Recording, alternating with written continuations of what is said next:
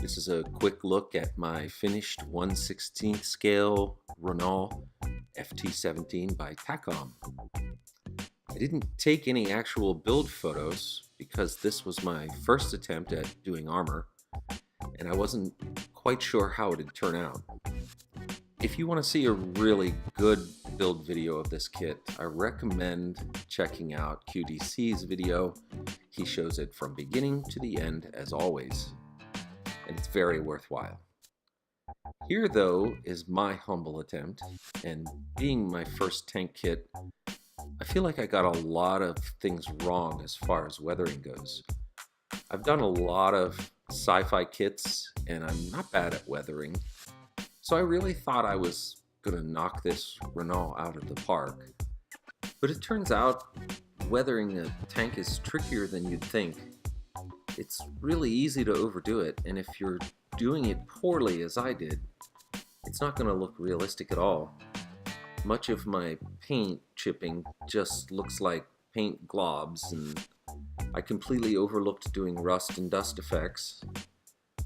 But it was a learning experience, and now I'm a little wiser going into the next build. The kit itself is excellent and builds up nicely.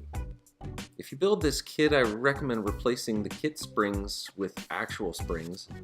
It was an extremely easy and cheap mod, but the visual impact is huge.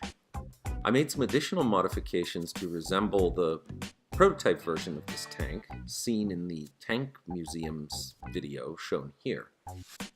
I scratch built the prototype turret using sheet styrene, and gave it a cast texture by stippling on some Mr. Surfacer. The weird cupola is actually a plastic tube you'd put coins in. For the 3 viewing slits, I cut up a black pinstripe decal that I had in my stash that just happened to be the right thickness. The turret base, hatches, and machine gun are from the kit. Other modifications I made include grinding off the tools and toolbox, leaving only the brackets. I don't know why I did this, nor do I know why I decided to leave the sledgehammer. This kit came with a ton of decals, but the serial numbers that I used on the running gear are actually from a vintage Aurora X15 kit. Despite being almost 60 years old, they were surprisingly still usable and they laid down quite well.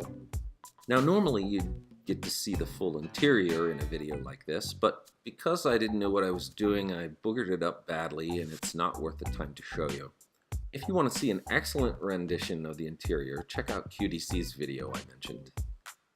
So anyway, there's my mighty Renault FT. Not great, but good enough for me. Thanks for watching.